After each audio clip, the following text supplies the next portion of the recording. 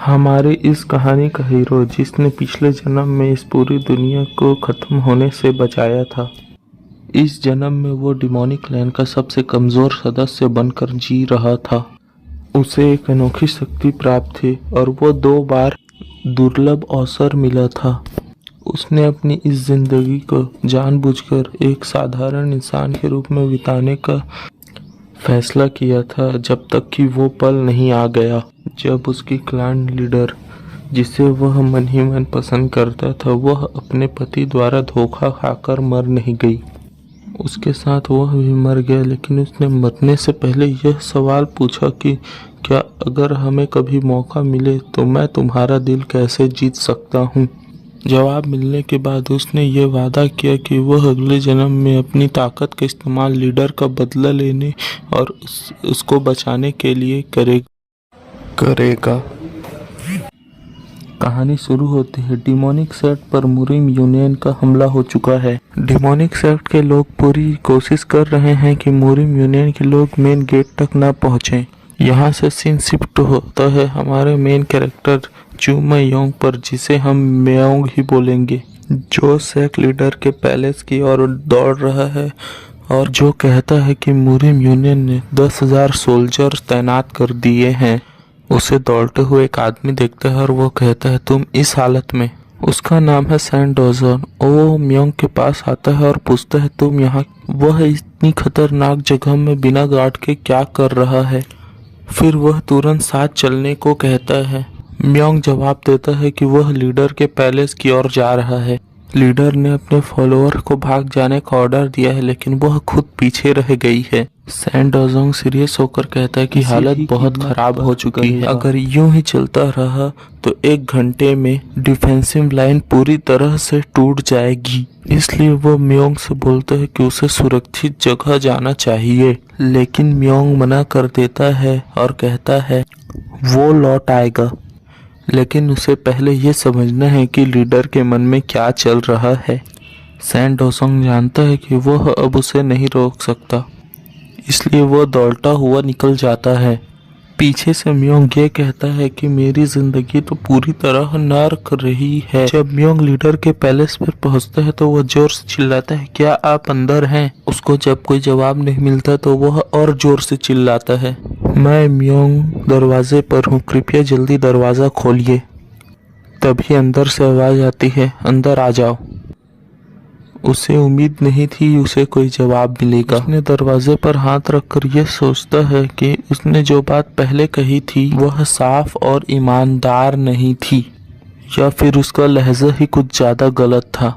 वो नर्वस होकर कहता है कि उसका मतलब बुरा नहीं था, वह बस हालात से परेशान था। वह पूरी ताकत से दरवाजा खोलने की कोशिश करता है। वह दरवाजा बहुत मुश्किल से खुलता है और वह कहता है, यह कितना भारी है, यहाँ कम से कम एक गार्ड तो होना चाहिए था। वह अंदर पहुंचकर सांसें भरता है और वह लीडर, जो बहुत खराब हालत में दिख रही थी, वह कहती है कि तुम्हारा मार्शल आर्ट अब भी 3rd रेट से नीचे है। म्योंग हंसते हुए कहता है कि मुझे इस बात की खुशी है कि किसी ने मुझे दरवाजा खोलते हुए देखा नहीं। लीडर हल्के से सिर हिलाकर कहती है, अगर किसी एल्डर ने तुम्हें इस तरह से मुझसे बात करते हुए देखा तो तुम्हारी खैर नहीं होती। यू म्योंग झुक कर उसे सम्मान देता है और हमें पता चलता है कि लीडर का नाम यूरा है। लीडर पूछती है कि इस सेट के सबसे कमजोर सदस्य को मेरी तलाश क्यों है। कहता है कि आप इस वक्त तक आप यहाँ क्यों हैं। लीडर जवाब देती है, जहर की वजह से। यह सुनते ही म्योंग गुस्से से भर जाता है। क्या ये उस गद्दार सेक्ट लीडर का काम है? उस शख्स का नाम है हान मोबाई, जिसे यूरा ने खुद अपना पति चुना था, लेकिन उसने उसे धोखा दिया। मुरिम यूनियन के लिए सेक्ट के दरवाजे खोले और गद्दारों का लीडर बन गया। उसने कहा था कि मेरे करीब आने के लिए उसने बहुत तकलीफें झेली थी। उसने मेरा भरोसा और मेरा दिल जीता और फिर मुझे जहर दे दिया, ताकि मैं उस दर्द को महसूस कर सकूं जो उसने सालों तक सहा। ये सुनकर म्योंग गुस्से से तमतमा जाता है और वह अपना मुंह ढक लेता है जिससे कोई आवाज न निकले। सेक्ट लीडर ये देखकर बोलते हैं कि तुम बहुत मजेदार इंसान हो। फिर म्योंग ने ये कहा कि ये समय इस सब बातों का नहीं है। आगे उसने कहा कि लीडर हमेशा सीरियस रही है, हर मामले में सख्त रही है और कॉन्फिडेंट रही है, लेकिन वो अपने आखिरी घड़ियों में भी हंस पाई, ये कोई छोटी बात नहीं है। फिर उसने पूछा, आप जहर से उभरने में सक्षम रही हैं? फिर उसने कहा, नहीं। लीडर ने जवाब दिया, शायद हाँ, जहर मेरे एनर्जी कोर तक पहुंच चुका है। अगर कोई और जहर होता तो मैं संभाल लेती, लेकिन यह वो जहर है जिसे मैं कभी संभाल नहीं सकती। म्योंग ने उसका नाम पुकारा और बार बार अगर अगर कहने लगा। लीडर भड़क गई और उसने म्योंग को चेतावनी दी, अगर फिर उसने अगर कहा तो वो उसकी जुबान खींच लेगी। उसने उसे सीधा पॉइंट पर आने के लिए कहा। म्योंग ने हिम्मत जुटाकर पूछा, अगर तुम्हें बचने का मौका मिले तो तुम क्या करोगी? यह सुनकर यूरा हैरान हो गई। म्योंग हंसकर बोला कि मैं अपनी पिछली जिंदगी में इस दुनिया को बचा चुका हूँ। यूरा ने शक भरे आवाज में कहा, तुम जैसे इंसान ने दुनिया बचाई? सीरियसली? म्योंग ने बोला, मान लो ये सच है तो मान लो, अगर ये सच होता तो तुम क्या करती? यूरा ने उसे घूरते हुए कहा, तुम इतनी कोशिश क्यों कर रहे हो मुझे उम्मीद देने की? अगर सच में कोई बचने का मौका होता तो तुम उसे हासिल करने में लगे होते, है ना? म्योंग ने कहा, पहली बात कि मैं ऐसा व्यक्ति हूँ जो विश्वासघात बर्दाश्त नहीं कर सकता, और दूसरी बात यह मेरा वो तरीका है जिससे मैं तुम्हारा कर्ज चुका सकूं जो तुमने मेरे लिए कभी किया था। लीडर कंफ्यूज हो गई और बोली, मैंने तुम पर कौन सा कर्ज किया है? म्योंग मुस्कुराया और बोला, तुम्हें ज्यादा सोचने की जरूरत नहीं। हमारी पहली मुलाकात तब हुई थी जब तुम्हारे लिए पति चुनने के उम्मीदवारों में से मैं भी एक था। लीडर ये सुनकर मुस्कुराई, उसकी आंखों में हल्की खुशी झलकने लगी और बोली, अगर हम सच में दोबारा जिंदा होकर वापस आ गए तो तुम क्या करोगे? म्योंग ने कहा, भले ही तुम कुछ भी याद न रखो, लेकिन मुझे सब पता है कि कौन कौन गद्दार है, कौन कौन सेक्ट में घुसे हैं, जो मुरिम यूनियन से जुड़े हैं, उन सबको अपनी पूरी ताकत लगा कर उन सबको खत्म कर दूंगा। फिर उसने लीडर से पूछा, क्या तुम्हारी कोई आखिरी ख्वाहिश है? तो मैं उसे याद रखूंगा और अपनी पूरी कोशिश करूंगा उस ख्वाहिश को पूरा करने की। लीडर का जवाब सुनकर वो पूरी तरह शॉक हो गया। लीडर ने कहा कि अगले जन्म में तुम मुझे अपनी वाइफ बनाने की पूरी कोशिश करना। म्योंग पूरी तरह से सन्न रह गया और म्योंग बोला, मैं हान मोबैक को रोकने की पूरी ताकत है मेरे पास, लेकिन तुम्हारा पति बनने की सिर्फ मैं कोशिश ही कर सकता हूँ। उसने कहा, तुम्हें ये नहीं लगता कि ये नामुमकिन है? एक रोमांटिक रिश्ता तभी शुरू होता है जब दोनों पक्ष चाहे तो। उसने फिर बोला, जब तुम डायमंड सेक्ट की लीडर बनी थी तब तुम्हें कोई चुनौती नहीं दे सकता था। जो भी तुम्हें प्रपोज करने आया तुमने उसे कुत्ते की मौत हराया। हान मोबाक ही वो अकेला इंसान था जिसने तुम्हारे मिजाज को सहने की कोशिश की, इसलिए वो लीडर बना। यूरा ने जवाब दिया, ठीक है, अगर तुम ऐसा नहीं करना चाहते तो मत करो। फिर म्योंग ने जवाब दिया, मैंने कभी नहीं कहा कि तुम्हारी रिक्वेस्ट नामुमकिन है, लेकिन बहुत मुश्किल है। वो उसके करीब गया और लीडर थोड़ी घबरा गए। फिर म्योंग ने बोला, प्यार कभी कभी तब शुरू होता है जब हम किसी ऐसे को चाहने लगे जो हमें वैसे नहीं चाहता। और उसने फिर हल्की मुस्कान दी और कहा, जब ये रिक्वेस्ट तुम्हारी है तो मैं मना कैसे कर सकता हूँ? यह सुनकर लीडर का चेहरा लाल हो गया और वह अपनी मुस्कान छुपा नहीं सकी। म्योंग ने उसकी तरफ ध्यान से देखा और बोला, तुम वाकई बेहद खूबसूरत हो। फिर उसने एक आखिरी बात करी कि तुम मुझसे बस एक वादा करो, अगर मैंने तुम्हारे बारे में कुछ गलत कहा हो तो मुझे माफ कर देना। फिर वो घुटनों पर बैठ गया और उसके हाथ थामे और बोला, अगर तुम्हारी कोई भी कमजोरी है तो मुझे बता दो कि मैं जब पास्ट में लौटूं उनका इस्तेमाल कर सकूं तुमको अपनी बीवी बनाने के लिए।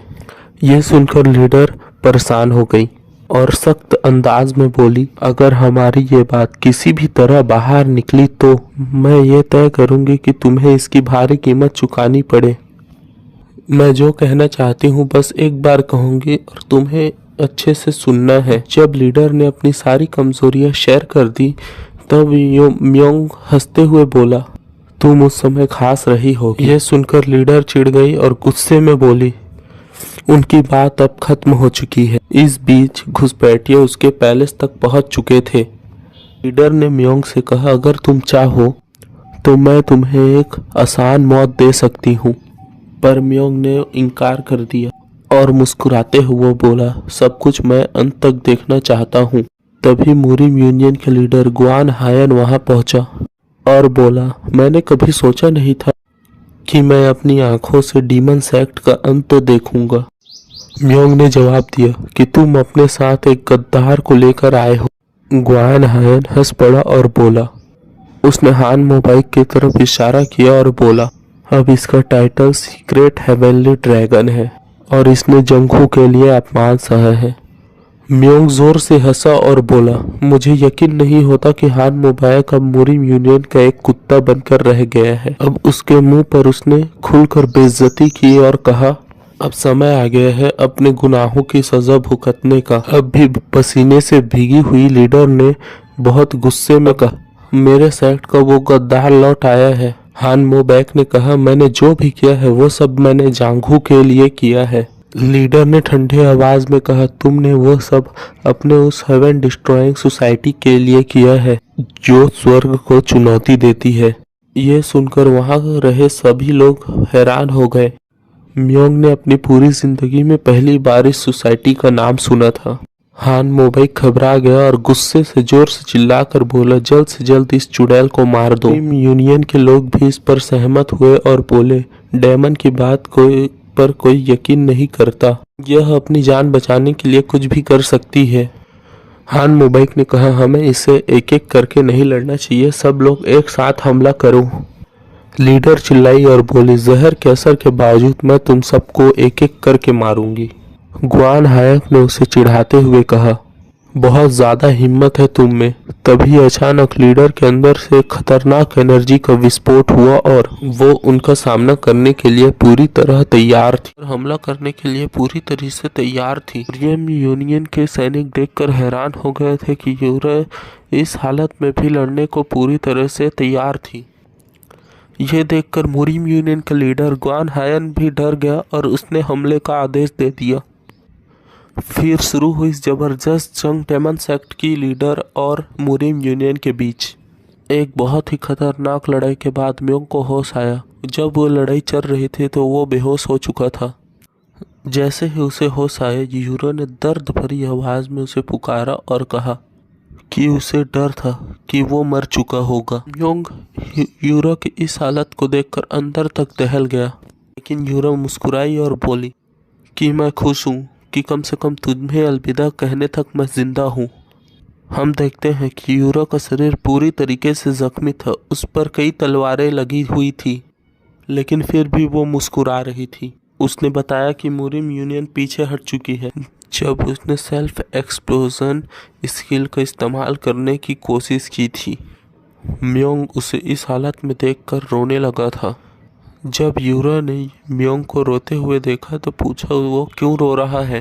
तब म्योंग ने कहा कि वह दुख से भर चुका है।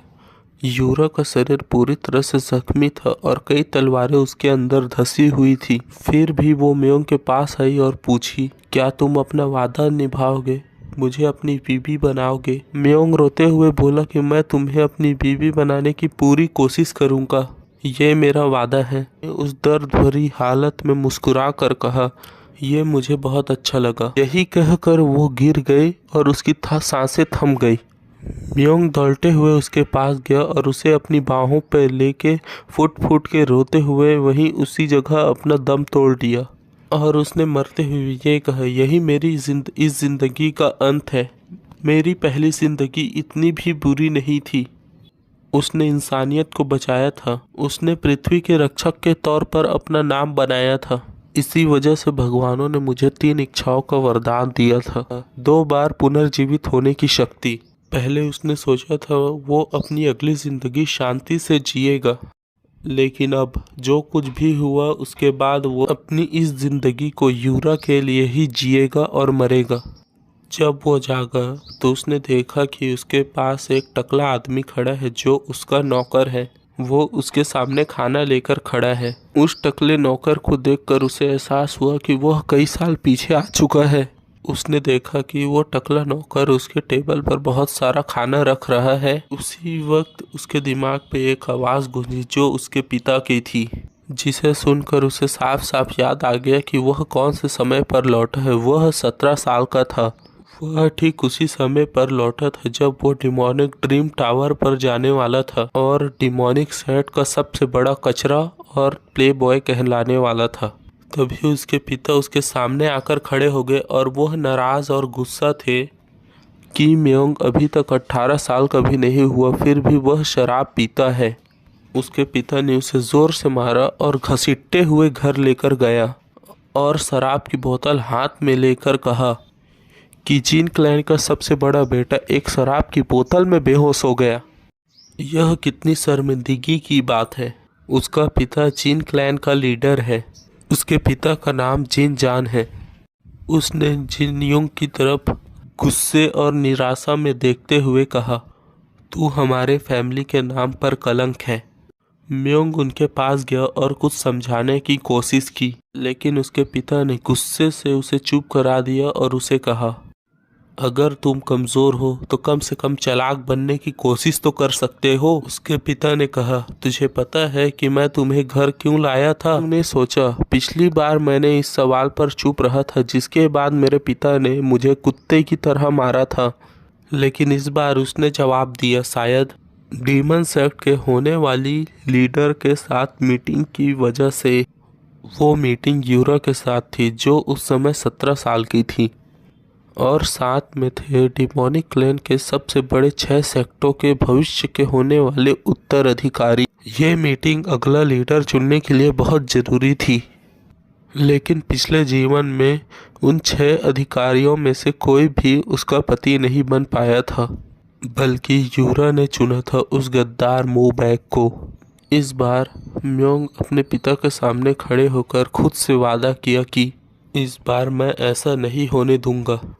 म्योंग के पिता ने इस पर गुस्से भरी आवाज़ में कहा कि मैं तुझे इस समय तक इसलिए सहता हुआ आया कि तू इस मौके पर कुछ कर सके और हमारे क्लैन का नाम ऊंचा कर सके।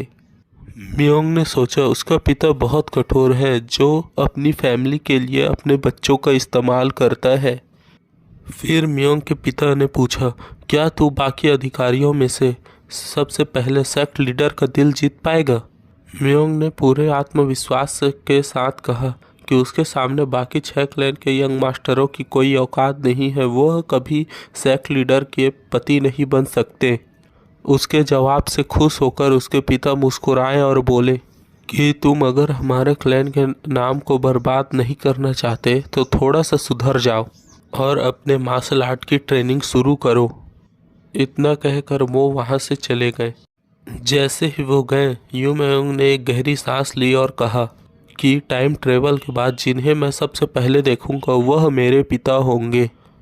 ये वही पल है जिसकी मुझे उम्मीद थी। 10 साल नहीं 20 साल पीछे आया हूँ। अब मेरे पास अनगिनत मौके हैं भविष्य बदलने के। फिर उसे यूरा की बात याद आई, उस सोसाइटी की जो हेवन को चुनौती देती है।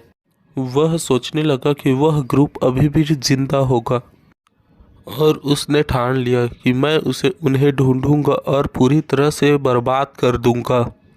तभी म्योंग के टकले नौकर ने उससे जोर से पूछा कि अब तुम क्या करने वाले हो? म्योंग ने सवाल किया कि मतलब तुम्हारा क्या है? तब टकले नौकर ने बताया कि तुमने अभी अपने पिताजी के सामने कहा कि तुम फ्यूचर सेक्ट लीडर के पति बनोगे। म्योंग चौंक गया और उसने पूछा, मैंने ऐसा कब कहा? जो उस टकले नौकर ने जोर देकर कहा, तुमने यही तो कहा था। तब म्योंग ने समझाते हुए कहा कि मैंने ऐसा कभी नहीं कहा कि मैं सेक्ट लीडर का पति बनूंगा, बल्कि मैंने ये कहा था कि बाकी वारिस रिजेक्ट हो जाएंगे। जो सुनकर वह टकला नौकर कंफ्यूज हुआ और पूछा, दोनों का मतलब वही हुआ ना? म्योंग ने उसे समझाया, नहीं, दोनों बातों में बहुत फर्क है। यूरा इस समय मार्शल आर्ट को लेकर बहुत पागल है। वह वैसे इंसान पर एक पल बेकार नहीं करेगी जो उससे कमज़ोर होगा। उसी वक्त एक लाल बालों वाला इंसान वहां आया और बोला कि मुझे लगा नहीं था कि तुम अभी तक यहीं होगे। म्योंग ने उसे पहचानने की कोशिश की और फिर बोला, तुम तो माउल हो, ब्लड ड्रैगन क्लैन के दूसरे बेटे। माउल गुस्से भरे लहजे में बोला, क्या मेरे अंदर तुम्हें किसी और की झलक दिख रही है? म्योंग ने उसका मजाक उड़ाते हुए कहा, नहीं। क्या तुम इतने एक्साइटमेंट में अकेले ही आ गए? क्या तुम योंग ही को नहीं लाए? माउल चिढ़ गया और बोला, मेरी कोई छोटी बहन नहीं है उस नाम से। मैं तुम्हें लड़ाई के लिए चुनौती देने आया हूँ। मौली को लड़ने का चैलेंज देता है। तो अब आगे। मैं तुम्हें लड़ाई के लिए चुनौती देने आया हूँ। म्योंग हैरान हो गया और बोला, यह तो मेरे पिछले जीवन में कभी नहीं हुआ था। क्या ये इसलिए हो रहा है कि मेरे पिता ने इस बार मुझे नहीं पीटा? अब कुछ ऐसा हो रहा था जिसकी उसने उम्मीद नहीं की थी और कभी नहीं सोचा था कि ऐसा होगा। डेमन सेक्ट को 6 बड़े मेजर क्लैन मिलकर चलाते हैं और म्योंग के क्लैन और ब्लड ड्रैगन क्लैन के बीच सबसे ज़्यादा दुश्मनी है। म्योंग ने जवाब दिया, क्लैन के अंदर लड़ना सख्त मना है। माउल ने जवाब दिया, इस समय वह नियम लागू नहीं है और हम क्लैन के अंदर लड़ सकते हैं। म्योंग ने पूछा, इस समय वह नियम लागू क्यों नहीं है? वह सोचने लगा, अस्तित्व का तो मामला नहीं है, यह कोई ऑफिशियल टूल नहीं है, यह शायद मेन क्लैन चांस से जुड़ा हुआ मामला होगा। म्योंग ने पूछा, क्या यह डेमन सेक्ट लीडर के होने वाली शादी की वजह से है? माउल ने जवाब दिया, तुम बिल्कुल सही हो। अगर मैं ये लड़ाई हार गया तो सेक्ट लीडर के पति बनने के कंपटीशन से मैं अपना नाम हटा लूँगा। म्योंग को याद आया कि माउल का छोटा भाई भी उस कंपटीशन में है। एक मजाकिया अंदाज में म्योंग ने कहा, तुम्हारा भाई इतना कमज़ोर है कि वह ये गंदी चालें चल रहा है। वह होने वाली सेक्ट लीडर का पति बनने के लिए कंपटीशन ही ख़त्म करना चाहता है। माउल गुस्से से तमतमाने लगा, पर म्योंग रुका नहीं। म्योंग ने कहा, तुम खुद को थकाओ मत। क्या तुम 2 बड़े क्लैनों के बीच लड़ाई शुरू करना चाहते हो? यह सुनकर माउल गुस्सा हो गया और उसने म्योंग पर हमला कर दिया। ये देखकर म्योंग का टकला नौकर अपने तलवार को अपने हाथ में ले लिया और लड़ने के लिए तैयार हो गया। लेकिन म्योंग ने उसे रोका और कहा, तुम किसी भी कीमत पर यहाँ बीच में मत आना, इसे मैं खुद ही संभालूंगा। म्योंग ने अपने मन में कहा, यह पहली बार होगा इस जगह कि मैं अपनी उस ताकत का इस्तेमाल करूंगा जो मुझे मेरी पहली जिंदगी पे मिली थी, जो मुझे पृथ्वी का रक्षक बनाती थी। फिर सीन चेंज हुआ म्योंग के टकले नौकर के ऊपर, जो बहुत ही परेशान था। उस टकले नौकर ने कहा, तुम्हें तो मार्शल आर्ट भी नहीं आते, तुम माउल का सामना कैसे करोगे? म्योंग ने अपने मन में सोचा, यह मेरी पहली जिंदगी की वह स्किल है जिससे मैं पृथ्वी का रक्षक बना था। शायद मैं इसके क्लैन के लीडर को नहीं हरा सकता, लेकिन इसे तो मैं हरा ही सकता हूँ। उस स्किल का नाम अवेकनिंग ऑफ द सेंसेस था, जिससे सारे सेंसेस बहुत तेज हो सकते थे। उसने बहुत आसानी से माउल के तलवार को पकड़ा और मन में सोचा, इसे तो आज मैं कुत्ते की मौत मारूंगा।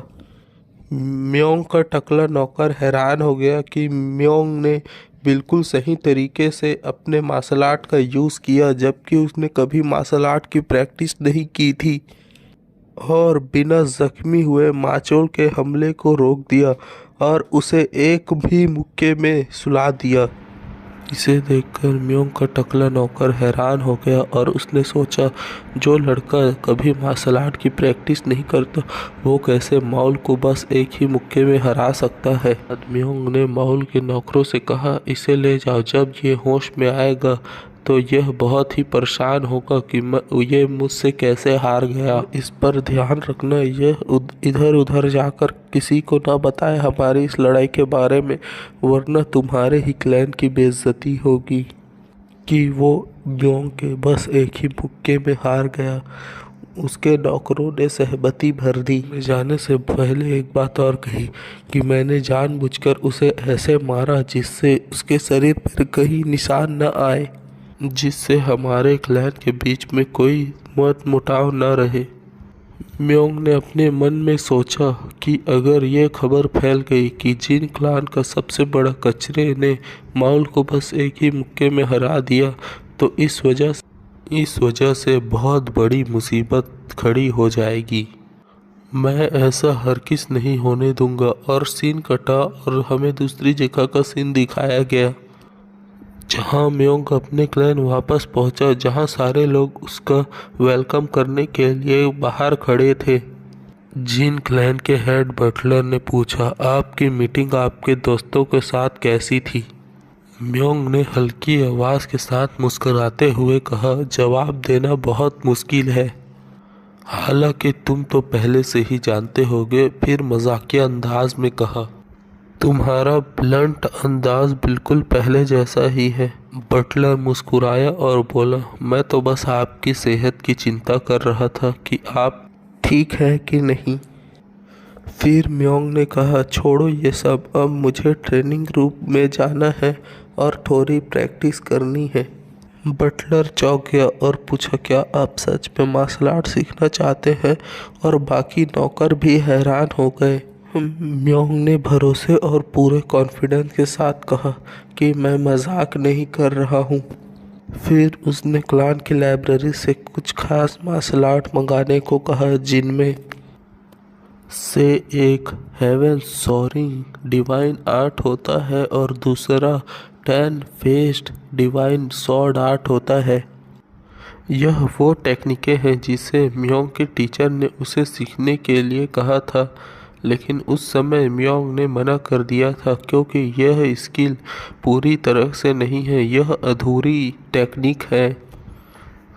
तब म्योंग के टीचर ने समझाया था, यह वो टेक्निक है जिन्हें उन लोगों ने सीखा जिन्हें यह टेक्निक समझ नहीं आई, इसलिए यह टेक्निक कभी चमक नहीं सकी, वरना यह टेक्निक आज पूरी और बहुत फेमस टेक्निक होती जिन क्लैन की।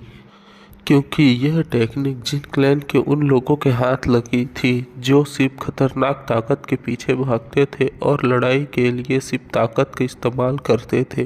टेक्निक की बुक मिलने के बाद म्योंग ने अपने मन में सोचा, अभी यह खराब नहीं हुई है, क्योंकि 4 साल बाद लाइब्रेरी में आग लगने वाली है जिससे जिन क्लैन की सारी मार्शल आर्ट की टेक्निक चल जाएगी।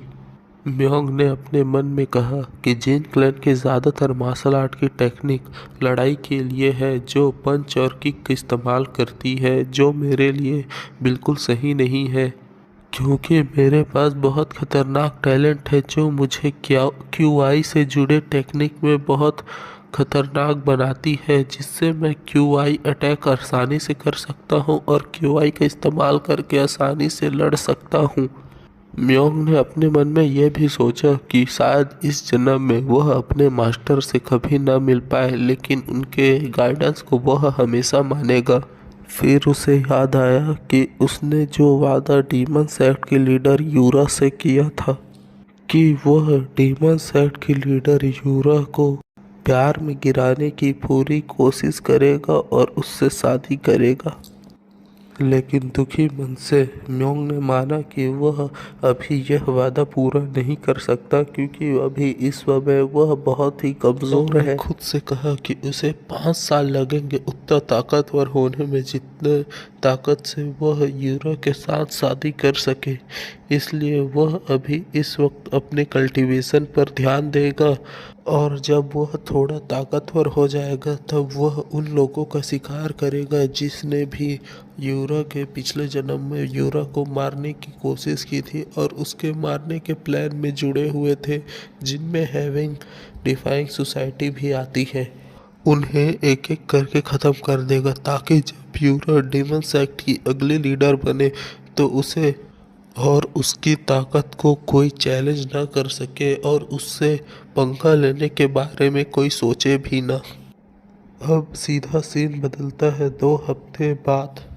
म्योंग अपने उस टोकले नौकर के साथ चल रहा होता है जो इस बात से चिढ़ा होता है कि म्योंग बहुत धीरे चल रहा है, और म्योंग अपने टोकले नौकर को कहता है कि वह लाइन में तो सबसे पीछे खड़े होने वाला है, फिर वो क्यों जल्दी जाए। जब वो मेन गेट पर पहुंचे और गार्ड ने गेट खोला तो गार्ड म्योंग की इतनी लेट एंट्री पर गुस्सा हुए थे और वह अपने गुस्से को सामने लाकर दिखा भी रहे थे। म्योंग के टकले नौकर ने म्योंग को याद दिलाया कि यह इवेंट जोचियोल क्लैन, जो डीमन क्लैन का सबसे मेन क्लैन है, उनके द्वारा स्थापित किया गया है, इसलिए इसमें कोई गलती नहीं हो सकती। अगर इस इवेंट में कोई गलती हुई तो म्योंग को बहुत बड़ी सज़ा मिलेगी। म्योंग ने शांत लहजे और हल्की आवाज़ में कहा, अगर कोई भी गलती हुई तो उसे मैं खुद ही संभाल लूँगा, जिससे जिन क्लैन को कुछ नाम न खराब हो। तभी म्योंग को याद आया जब पिछली ज़िंदगी में वह मैरिज इवेंट में जब फेल हुआ था तो उसके पिता ने उसे 1 साल तक उसे कैद में रखा और उसे सज़ा दी। तभी अचानक उनके सामने एक लड़का हवा में उल्टे हुए आया और सामने गिरा। म्योंग ने हंसते हुए बोला, यह क्या स्वागत करने का कोई नया तरीका है? म्योंग के टकले नौकर ने कहा, लगता है किसी की बहुत अच्छे तरीके से धुलाई हुई है। जब धुआं हटता है तो एक लाल कपड़ों में लड़का सामने आया। यह माउल का छोटा भाई था। फिर यूरो की आवाज़ आई कि वह मा युंग से कह रही थी कि वह ताकतवर लग रहा है, लेकिन इतना नहीं कि वह मुझे हरा सके। उसने मा युंग से पूछा, क्या उसके अंदर अभी भी लड़ने की ताकत बची है या वह हार मान चुका है? मा युंग खड़ा हुआ और यूरो की ओर दौड़ते हुए बोला, मैं तब तक हार नहीं मानूंगा जब तक मैं तुम्हें हरा नहीं लेता। और उसी समय म्योंग की नज़र यूरो से टकराई और वह परेशान होते हुए सोचा कि मैं इतना जल्दी क्यों आ गया, मुझे और लेट आना चाहिए था जिससे मैं इससे इतनी जल्दी ना मिलता। यह म्योंग और यूरो की पहली मुलाकात थी इस जन्म में। इस एपिसोड की शुरुआत में हमें लेजर डीमन हॉल का सीन दिखाया जाता है, जहां के गेट से यूरा माउल के छोटे भाई मा युंग को बुला रही थी लड़ने के लिए। जहां मा युंग दौड़ते हुए लेजर डीमन हॉल की ओर जा रहा था, उसी समय म्योंग ने पहली बार इस जन्म में यूरा को देखा। फिर म्योंग बोलता है, हम बिल्कुल सही समय पे आए हैं, यह अच्छा शो है। फिर म्योंग का टकला नौकर बोलता है, सर यह समय मजाक का नहीं है, इस समय आप थोड़े सीरियस हो जाइए। फिर म्योंग सोचता है, जहाँ तक मुझे याद है कि पिछले जन्म में मा युंग यूरा से बहुत बुरी तरह से मार खाया था यहाँ पर। फिर मा युंग ने इस कंपटीशन से अपना नाम हटा लिया था जब वो यूरा से हार गया।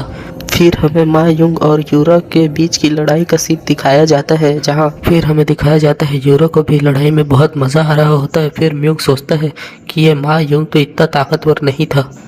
फिर हमें दिखाया जाता है यूरा मा युंग के पेट पर एक ज़बरदस्त लात मारते हैं, जिससे मा युंग गिर जाता है। फिर मा युंग का नौकर आता है और मा युंग को उठाता है और बोलता है, यंग मास्टर आप ठीक है ना?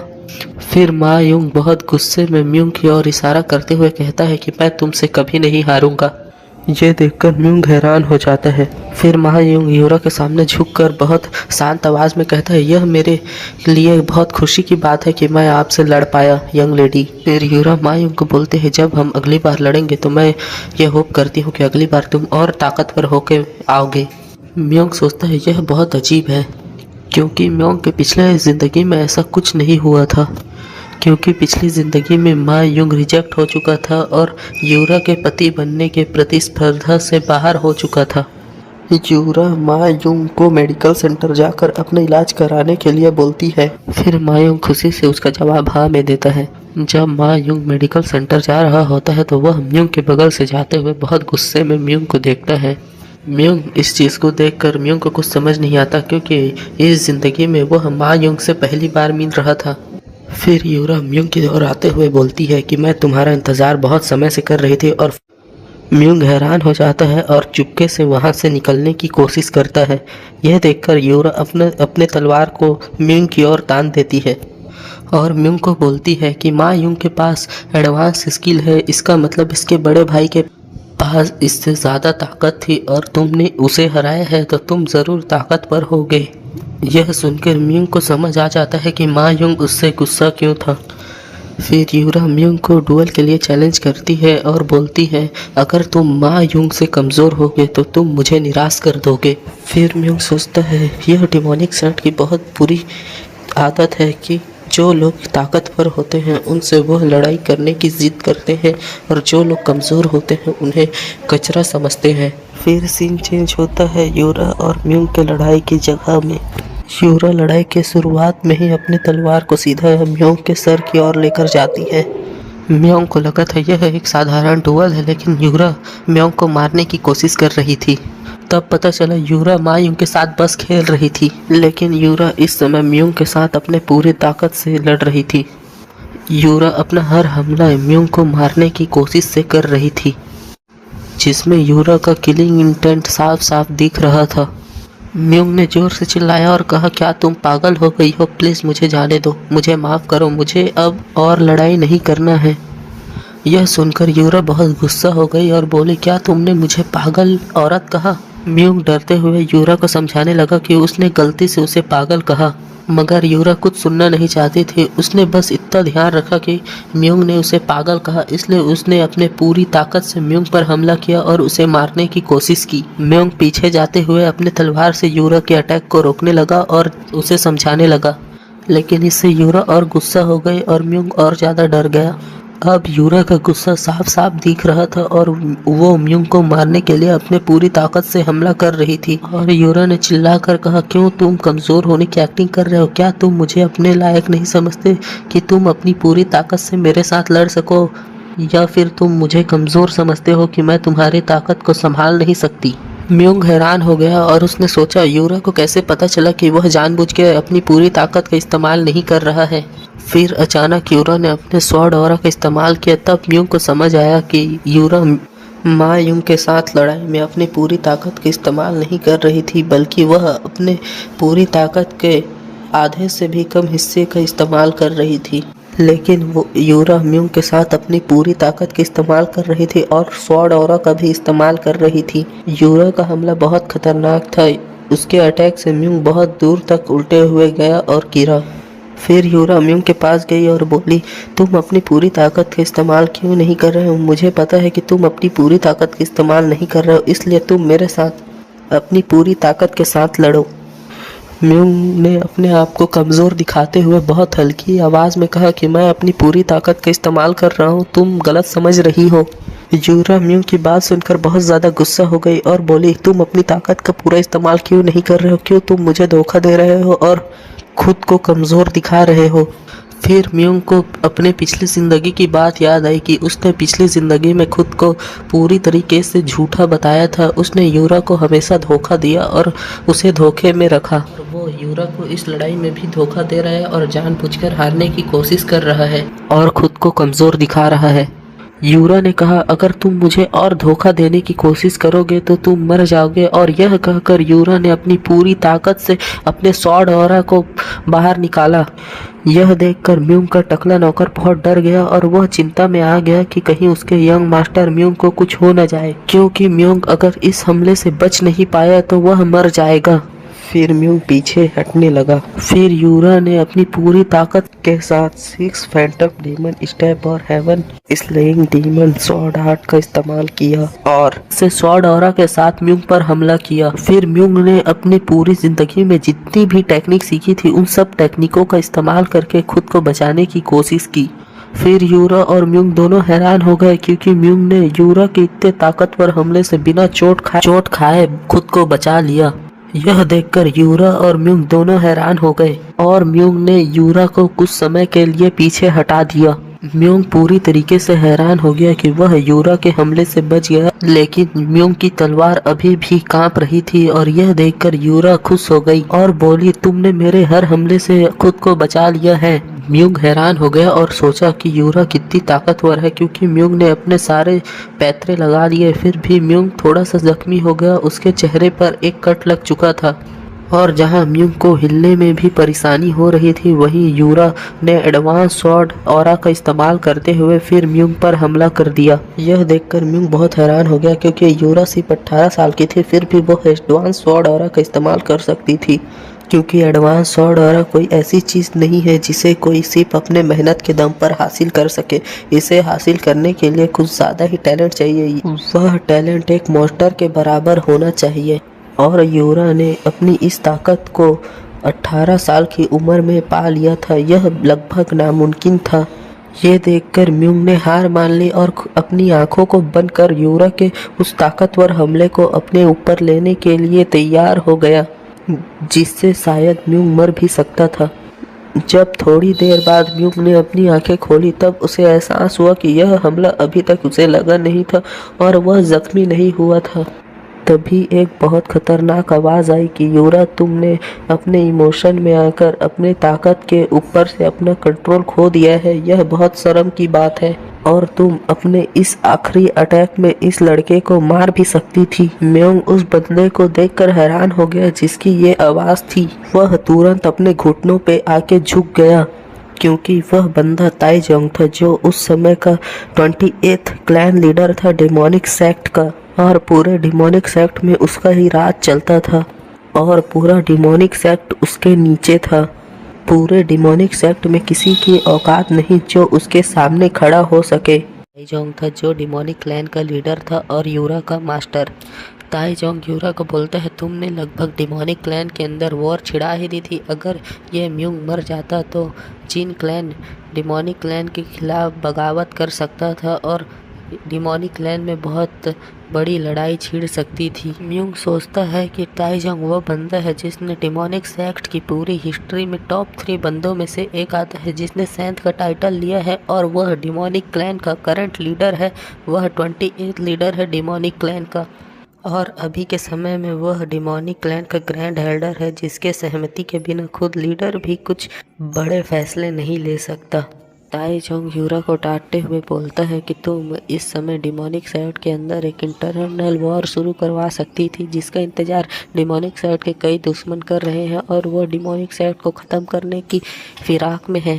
सोचता है कि ताइजोंग कुछ ज़्यादा ही बढ़ा चढ़ा कर बोल रहा है, लेकिन ताइजोंग जो बोल रहे हैं वह बिल्कुल सही है। अच्छा, कि शायद यूरा एक बात समझ ही नहीं पाई कि जिन क्लैन के लीडर जिनजान कभी अपने बेटे से उम्मीद टूटने पर लड़ाई शुरू नहीं करेंगे, सिर्फ इसलिए युद्ध शुरू नहीं कर देंगे क्योंकि वह बेटा मर गया। ताइजोंग ने यूरा से कहा उसे म्योंग से माफ़ी मांगनी चाहिए अपने इस बर्ताव के लिए और उसे मारने की कोशिश करने के लिए और इतना जख्मी करने के लिए। लेकिन यूरा कोई ऐसी लड़की नहीं थी जो किसी से माफ़ी मांगे। यूरा ने जैसे तैसे अपने गुस्से को काबू कर बहुत मुश्किल से म्योंग से माफ़ी मांगी।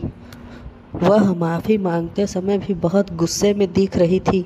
यह देखकर म्यूंग डर गया। वह शांत आवाज़ में कहा, आप डीमन सेक्ट की करंट लीडर और पिछले लीडर की डिसाइपल हैं, इसलिए आपको माफ़ी मांगने की कोई ज़रूरत नहीं है। पर म्यूंग मन ही मन सोच रहा था कि यूरा जैसी लड़की कभी किसी से माफ़ी मांगेगी, यह मैंने कभी सोचा भी नहीं था।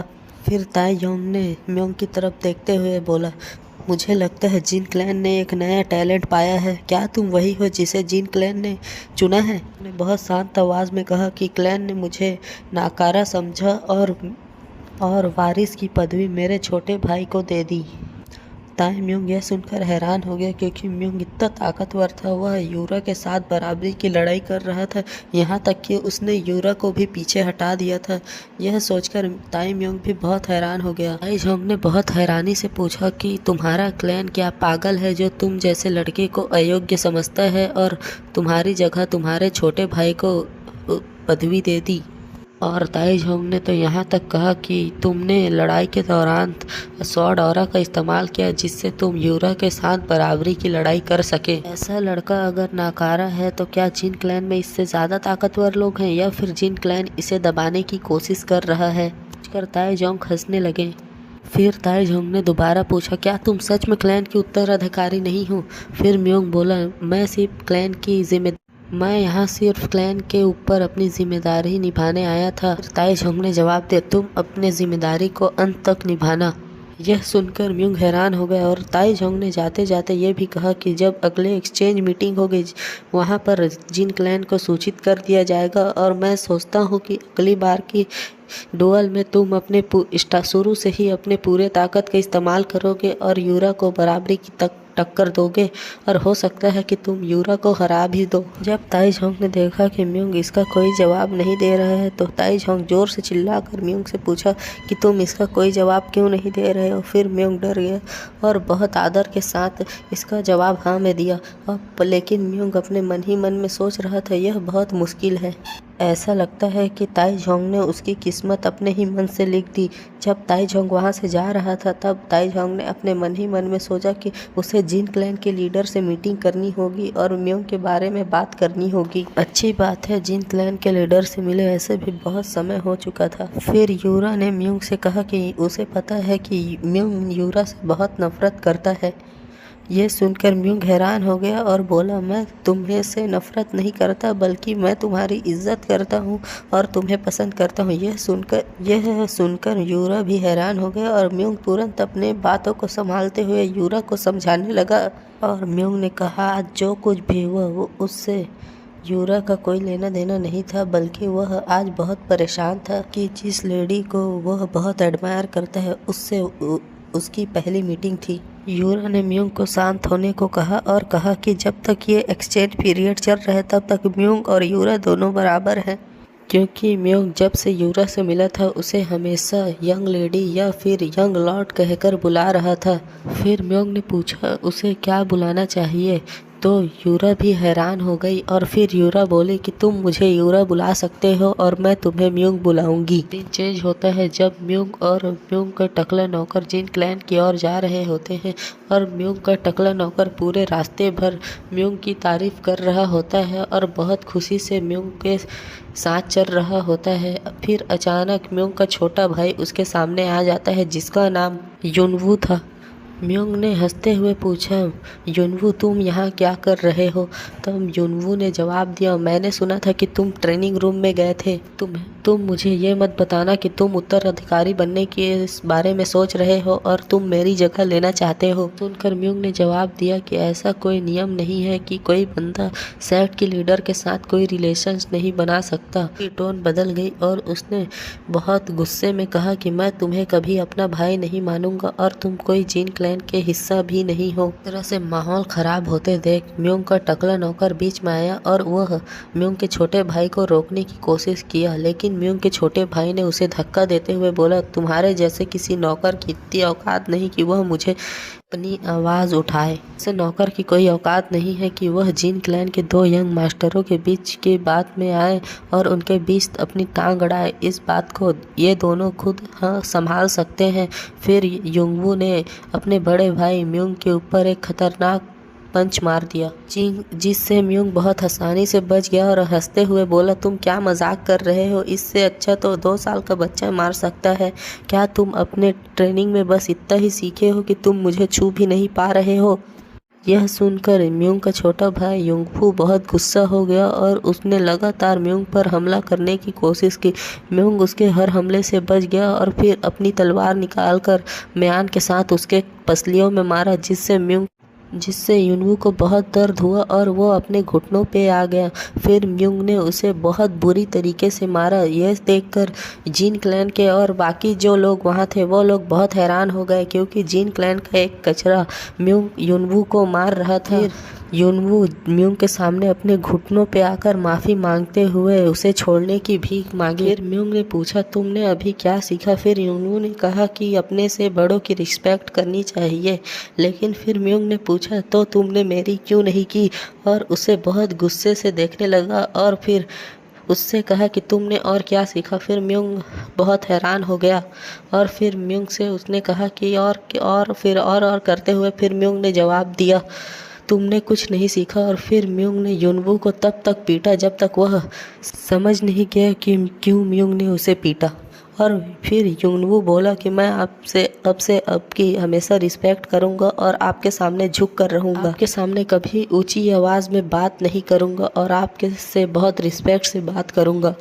देखकर जिन क्लैन और बाकी वहाँ जितने भी लोग थे वह सब बहुत हैरान हो गए, क्योंकि म्योंग जैसा कचरे ने जिनम्यू को पीट दिया। सीन चेंज होता है जिन क्लैन के लीडर की ओर, जहाँ जिन क्लैन के लीडर के सामने म्योंग घुटनों पे था और जिन क्लैन का लीडर चाय पीते हुए बोला कि डिमोनिक क्लैन का लीडर वहां आया था और म्यूंग की बहुत तारीफ कर रहा था कि वह यूरा को बराबरी की टक्कर दे पाया और उसे लगभग पीछे हटा ही दिया था।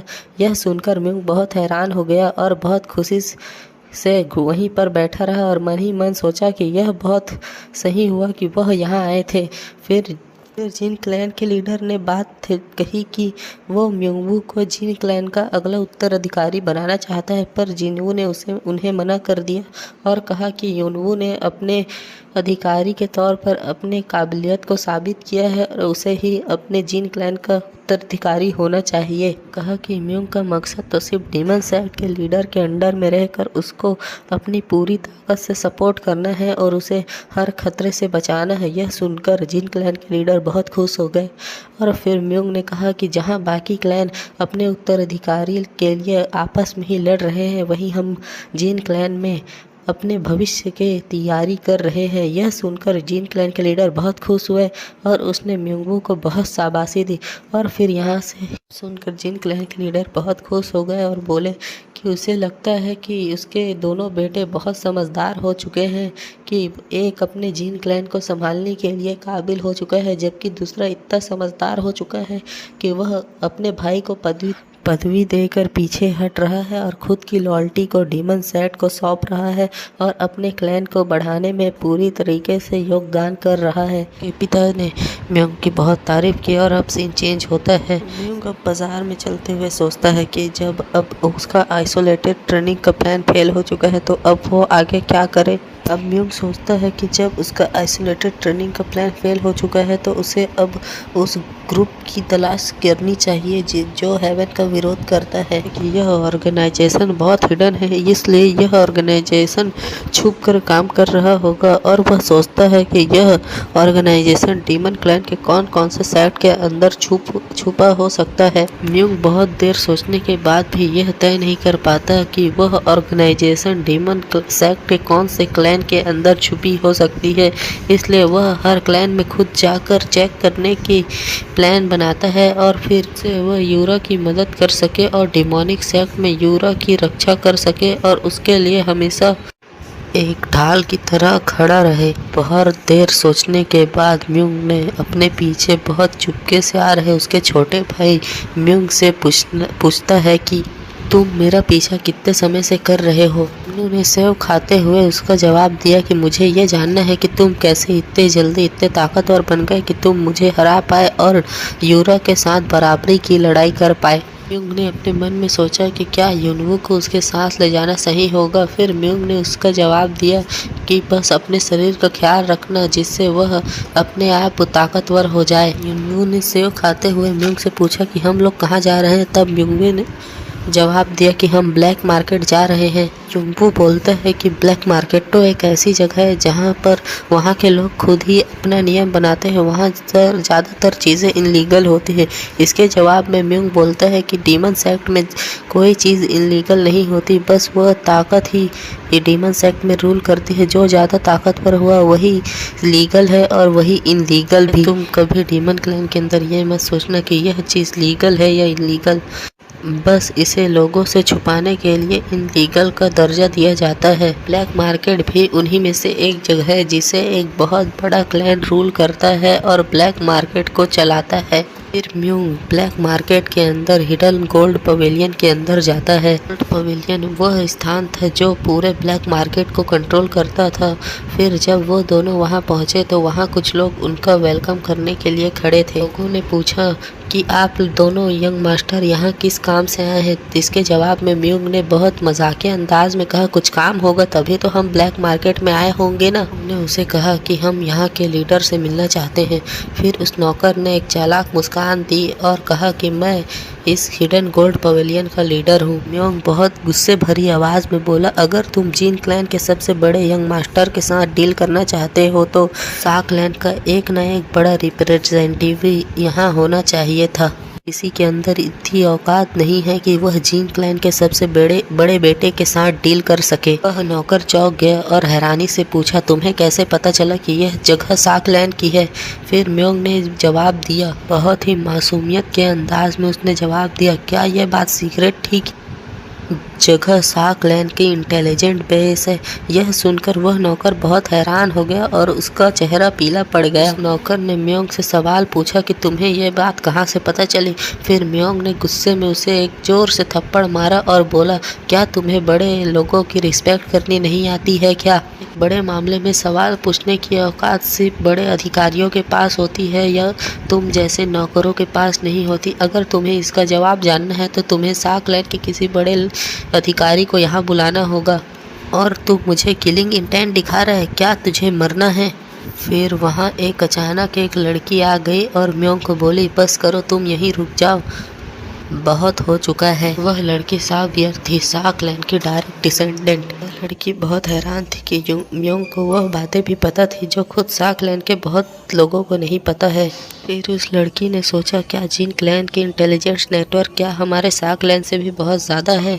फिर उसने म्योंग से पूछा कि वह वहाँ क्यों आया है और क्या काम है उसे जो उसे साकलैंड के हिडन ब्रांच में आना पड़ा। उसे म्योंग ने बताया कि रेड लैंटर्न डिस्ट्रिक्ट और उसके बैक एली में उसके आसपास बहुत अजीब सी घटनाएं हो रही हैं, जिसके बाद वहाँ सिर्फ एक ही नाम सामने आया है जो था डार्क ब्लड। और साबियोन और उसका नौकर बहुत हैरान हो गया और फिर साबियोन ने पूछा, तुम्हें इसके बारे में कैसे पता चला? यह बात तो बहुत सीक्रेट थी। उसका जवाब दिया कि मैं उस रात एक कोठे में एक लड़की के साथ था जिसने ये सारी बात मुझे बताई थी। फिर ये बात सुनकर साबियोन चौंक गई और गुस्से से पूछा, क्या तुम्हें सारी बात एक कोठे की लड़की से मिलती है? फिर म्योंग ने बात साफ की और बताया कि डार्क ब्लड एक बहुत खतरनाक बीमारी है जो धीरे से सारे डीमन क्लैन में फैल रही है और एक धीरे धीरे कर पूरे डीमन क्लैन को बर्बाद करने की ताकत है इसके अंदर। डीमन क्लैन के जितने भी आम नागरिक हैं उनको बहुत नुकसान होगा और इस बीमारी को किसी के द्वारा फैलाया जा रहा है। यह सुनकर साबियोन ने बहुत दुखी आवाज़ में कहा कि डार्क ब्लड यह वो बीमारी है जो हमारे क्लैन से नहीं बल्कि बाहर से आया है। इसके बारे में पता करने की पूरी कोशिश की और इसका इलाज खोजने की भी कोशिश की, लेकिन उसे कोई बात पता नहीं चली। उन्हें बस ऐसा लगता है कि यह किस डिमोनिक क्लैन की किसी सपोर्टिव ब्रांच की यह एक बीमारी है।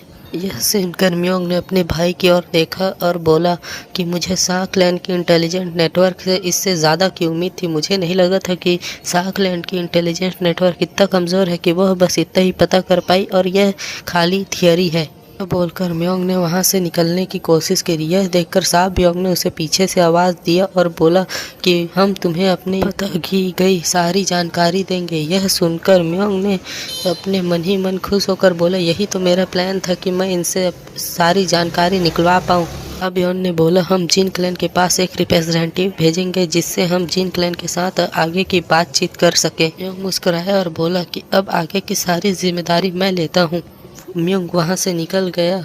फिर यहाँ से सीन कट होता है यूरा की तरफ। यूरा अपने मास्टर के कही गई बातों को याद कर रही थी। उसके मास्टर ने कहा था कि म्योंग अपनी पूरी ताकत के साथ नहीं लड़ रहा था।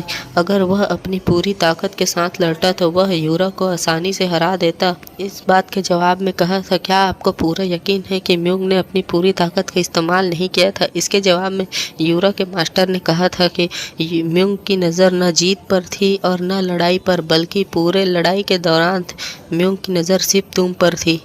हाँ, ये सुनने में थोड़ा अजीब लगता है लेकिन यही बात सच है। बात प्रेजेंट सीन पर आती है जहाँ यूरा बहुत इमोशनल लग रही थी और वो उसने बोला कि मेरे मास्टर की वह बात सुनकर मैं अब म्योंग को कुछ अलग नज़रिए से देख रही हूँ। बात सीन चेंज होता है यूनरोंग वैली की ओर जहाँ पर ज़्यादातर क्लैन जाने से कतराते हैं और वहाँ से ज़्यादा से ज़्यादा उसे इग्नोर करने की कोशिश करते हैं। उन्हें साकलैंड के एक खबरी से कहा कि अगर शेर को पकड़ना है तो उसके गुफा में तो जाना ही पड़ेगा। यह बोलकर वह उस एरिया में चला गया जहाँ ज़्यादातर क्लैन के लोग जाने से बहुत कतराते हैं।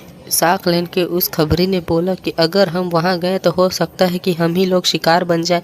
इसके जवाब में म्योंग ने बोला, अगर तुम इस बात से खतराते हो तो मैं जाकर साकलैंड की उस लेडी से मैं खुद ही बात कर लेता हूँ कि उसका बंदा बहुत ज़्यादा डरपोक है। कर वह खबरी बहुत ज़्यादा डर गया और शांति से म्योंग के पीछे पीछे उस खतरनाक इलाके में चला गया। फिर उस साकलैंड के खबरी ने पूछा कि क्या आपको सच में ऐसा लगता है कि इस जैसी जगह से हमें कोई खबर मिलेगी?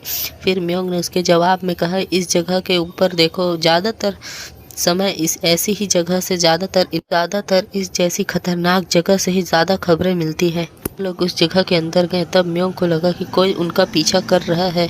म्योंग ने अपने मन में कहा कि अगर ये बंदा हमें ज़्यादा समय तक फॉलो किया तो अंदर जाकर बहुत ज़्यादा खतरा हो सकता है, इसलिए अगर इसने ज़्यादा टाइम तक हमें फॉलो किया तो मैं इसे जाने नहीं दूंगा।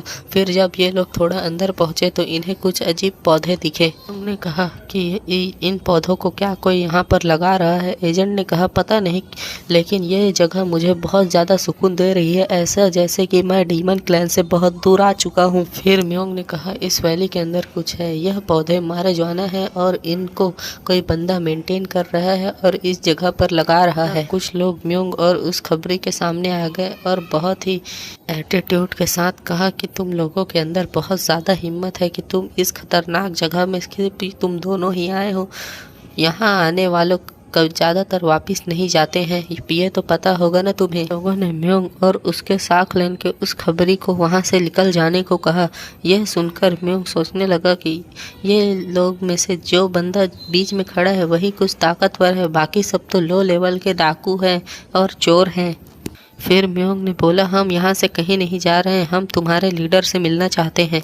उन लोगों के लीडर ने कहा कि मुझे लगा था कि तुम लोग किसी बड़े क्लैन से हो, लेकिन अब इसलिए मैं तुम लोगों को यहाँ से जाने देने वाला था, लेकिन अब तुम लोगों ने अपनी हद पार कर दी है, इसलिए अब तुम लोग यहाँ से ज़िंदा वापस नहीं जा सकते। फिर उन चोरों के लीडर ने उन लोगों को आदेश दिया कि वो म्योंग और उसके उस खबरी का हाथ पैर तोड़ दें। यह सुनकर म्योंग के उस साक लेन के खबरी ने बोला कि सर मैं लड़ने में कुछ ज़्यादा अच्छा नहीं हूँ। यह सुनकर म्योंग ने जवाब दिया कि मुझे पहले से लगा था कि तुम बहुत ज़्यादा कमज़ोर हो। साक लेन के जितने भी इंटेलिजेंट के जो सिपाही होते हैं वो लोग कभी मार्शल आर्ट की प्रैक्टिस नहीं करते, वह सिर्फ इंटेलिजेंट निकालने में ही अच्छे होते हैं, वो भी। फिर म्योंग ने कहा अगर तुम यहाँ पर मर गए तो शायद साक लेन के लोग मेरे ऊपर थोड़ा गुस्सा हो जाएं, इसलिए तुम्हें तो बचाना ही पड़ेगा। अब भाई लोग म्योंग ब्यूनरैंग वैली के अंदर गया था जानकारी पता करने के लिए। अब इस एपिसोड में आगे जैसा कि हमने पिछले एपिसोड में देखा था, उन ठगों के लीडर ने म्योंग को अपने साथ ले जाकर अपने मास्टर से मिलाया। यह देखकर उन ठगों का मास्टर बहुत हैरान हो गया और बोला कि यह बहुत अजीब है कि यहाँ कोई जानकारी पता करने आया है। यह मास्टर उनके ग्रुप का 3rd एल्डर था। फिर उन ठगों के लीडर ने अपने मास्टर से कहा कि मुझे माफ़ कीजिए, मैं इन्हें यह को आपसे मिलाने लाया हूँ। एल्डर ने म्योंग और उस जासूस से पूछा कि आप डिमोनिक सेक्ट के कौन से 6 बड़े क्लैन के कौन से क्लैन के मेंबर हैं। फिर म्योंग ने हंसते हुए जवाब दिया कि आपका गैस बिल्कुल सही है, मैं उन 6 बड़े क्लैनों में से ही एक हूँ। अगर आपने हमारे क्लैन को अच्छे से अगर पहचान लिया तो आपको इसका इनाम मिल सकता है। यह सुनकर उन ठगों के 3rd एल्डर के मन में ये बात आई कि वह 6 बड़े क्लैन बहुत अमीर है, वह यहाँ पर क्यों आए हैं। यह सोचते हुए वो हैरान हो गया और फिर उसने सोचा यह इस जैसी खतरनाक जगह में क्यों आए हैं। इनके साथ जो बंदा दिख रहा है वह साहा क्लैन का इंटेलिजेंस ब्रांच का बंदा लग रहा है। क्यों ये दोनों यहाँ पर आए हैं। मुझे जहाँ तक समझ आ रहा है आप शायद हावा क्लैन से हो सकते हैं। यह सुनकर म्योंग अपने मन में सोचने लगा कि आखिरकार यह हावा क्लैन के पास ही पहुँचा। लेकिन फिर म्योंग ने जवाब दिया तुम गलत हो, मैं हावा क्लैन से नहीं हूँ, मेरा नाम जिन म्योंग है और मैं जिन क्लैन से हूँ। यह सुनकर उन ठगों का 3rd एल्डर हैरान हो गया और डरते हुए बोला क्या तुम डिमोनिक हेवन जिन क्लैन से हो और तुम वहाँ सबसे बड़े यंग मास्टर जिन मुयुंग हो। यह सुनने के बाद मुयुंग के साथ आने वाला वह खबरी भी हैरान हो गया और मन में सोचा क्या यह सही है कि यंग मास्टर ने अपनी आइडेंटिटी यहाँ रिवील कर दी। उस बात का क्या हुआ कि हम ब्लैक ब्लड डिजीज़ का बारे में यहाँ पता करने आए थे। फिर म्योंग ने अपने मन में सोचा अगर ये बंदा हमारे साथ कुछ गलत करने की कोशिश करता तो मैं इन्हें अपने क्लैन के पावर के दम पर कुचल देता। ठगों के 3rd एल्डर ने म्योंग से पूछा कि आप जैसा जिन क्लैन का एक नोबल बंदा इस जैसी बदनाम जगह में क्यों आया है। फिर म्योंग ने जवाब दिया कि मुझे ब्लैक ब्लड के बारे में जानना है।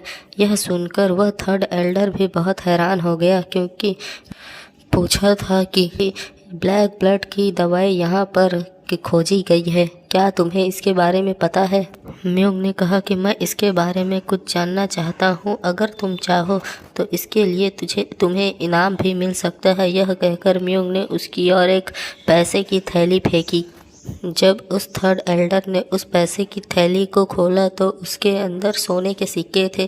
यह देखकर वह थर्ड एल्डर बहुत हैरान हो गया। फिर उस थर्ड एल्डर ने जवाब दिया, ब्लैक ब्लड यह एक ऐसी बीमारी है जिसके बारे में हमें भी ज़्यादा नहीं पता। बस ये बीमारी यहीं से फैलती है जिसे हम भी संभाल नहीं सकते।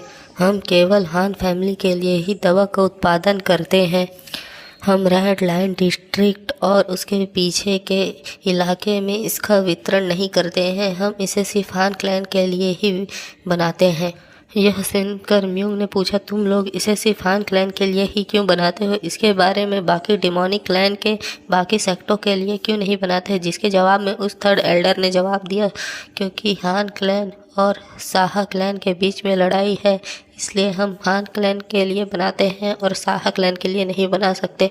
और क्योंकि यह बीमारी बाकी डिमोनिक सेट के बाकी इलाकों में नहीं फैली है, इसलिए बाकी क्लैन अभी तक इसके बारे में नहीं जानते।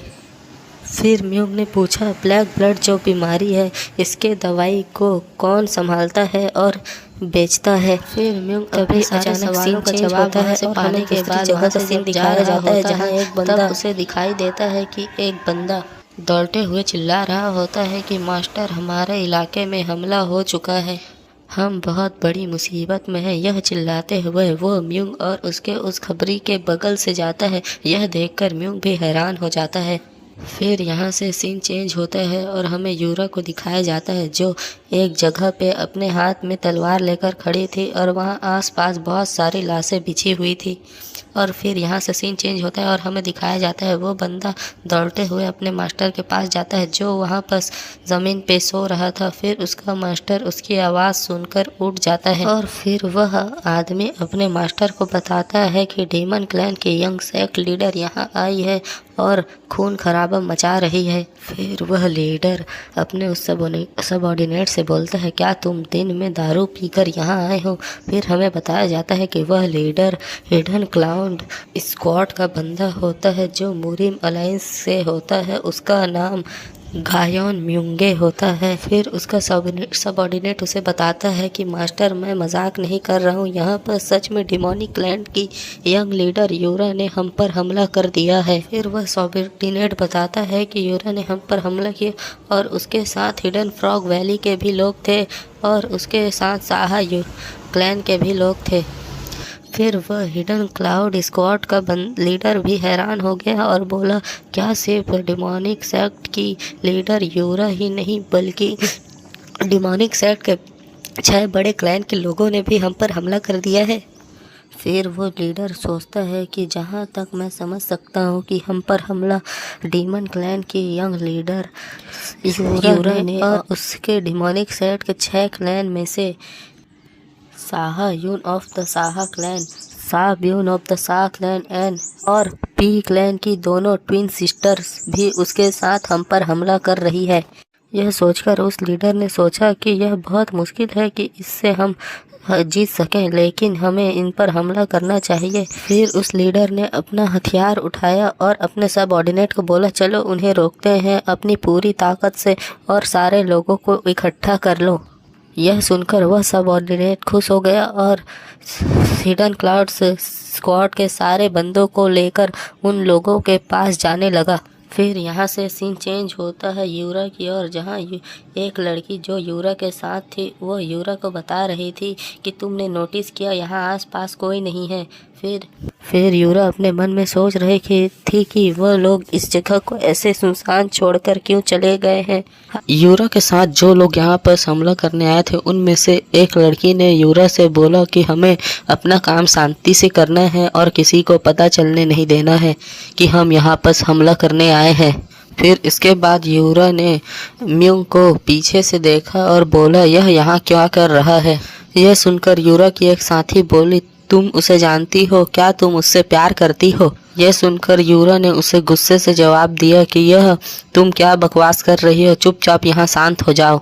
फिर यूरा ने अपने मन में सोचा कि जब से मेरे मास्टर ने मुझे बताया है कि वह मुझे पसंद करता है, तब से पता नहीं उसके बारे में मेरे मन में ख्याल आ रहे हैं कि उसकी आंखें सिर्फ मुझे ही देख रही थी उस लड़ाई के दौरान, और वह मेरे ऊपर बिल्कुल भी हमला करने की कोशिश नहीं कर रहा था।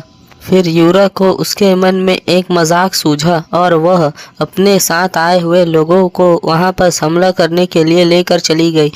फिर यहाँ से सीन चेंज होता है और हमें बताया जाता है यह बातें कुछ समय पहले की है, और हमें दिखाया जाता है यूरा अपने हाथ में तलवार लिए बहुत से लाशों के बीच में खड़ी थी, और उन लाशों के बीच यूरा अपने हाथ में तलवार लिए खड़ी थी। और फिर म्यूंग ने उसे देखा और उसके पास आया और उसने यूरा से पूछा कि वह यहाँ पर क्या कर रही है इन लाशों के बीच, और उसने यहाँ पर हमला क्यों किया। उसे यहाँ से जल्द निकलना चाहिए क्योंकि यहाँ बाकी लोग हमला करने के लिए आ रहे हैं।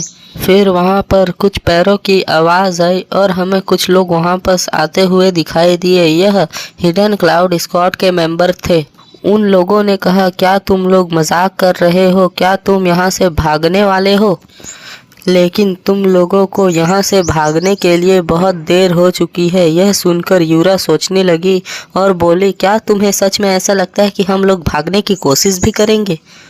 तुम्हें क्या लगता है मैं यहाँ अकेले इतने बड़े जगह पर हमला करने आई हूँ? मेरे साथ कोई नहीं है। फिर हमें दिखाया गया कि हिडन क्लाउड स्क्वाड के लीडर ने उस यूरा को बोला कि डीमन सेक्ट की लीडर यूरा यहाँ पर हमला करने आई है, हम लोग उसे यहाँ से अकेले कैसे जाने दे सकते हैं? हम तुम्हें यहाँ से जाने नहीं देंगे। यह सुनकर यूरा बोली कि क्या तुम खुद भी यहाँ से जिंदा बच पाओगे जो तुम मुझे जाने देने की बात कर रहे हो? फिर उस स्क्वाड के लीडर ने यूरा से कहा कि तुम यहाँ क्या जानकारी पता करने आई थी? क्या तुमने उस जानकारी को पता कर लिया है कि अभी बाकी है? ये इसके जवाब में यूरा ने कहा कि इससे तुम्हें क्या फ़र्क पड़ता है कि मैं जानकारी पता करने आई थी? यह हमारे डीमन सेक्ट की बात है। इसके जवाब में उस स्क्वाड के लीडर ने जवाब दिया कि तुम हमारे इलाके में आकर जानकारी पता कर रही हो और तुम इतना भी नहीं समझती कि हमें यह जानकारी पता होनी चाहिए कि नहीं। फिर उस स्क्वाड का लीडर ने हंसते हुए यूरा को बोला कि क्या तुम्हें ऐसा लगता है कि हम सब कचरे हैं और तुम हमारे ऊपर बिना ध्यान दिए इस जगह से जा सकती हो? तुम्हें बताना पड़ेगा कि तुम यहाँ क्यों आई थी और हम पर हमला क्यों किया था।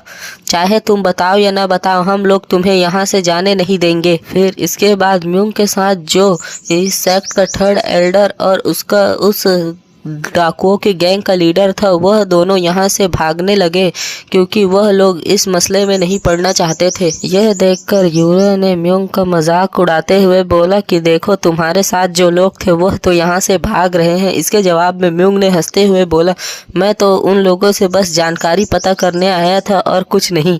वो लोग भागे तो भाग जाएं, इससे मुझे कोई फर्क नहीं पड़ता क्योंकि यहाँ सिर्फ मैं और साहा क्लैन का एक खबरी आया था।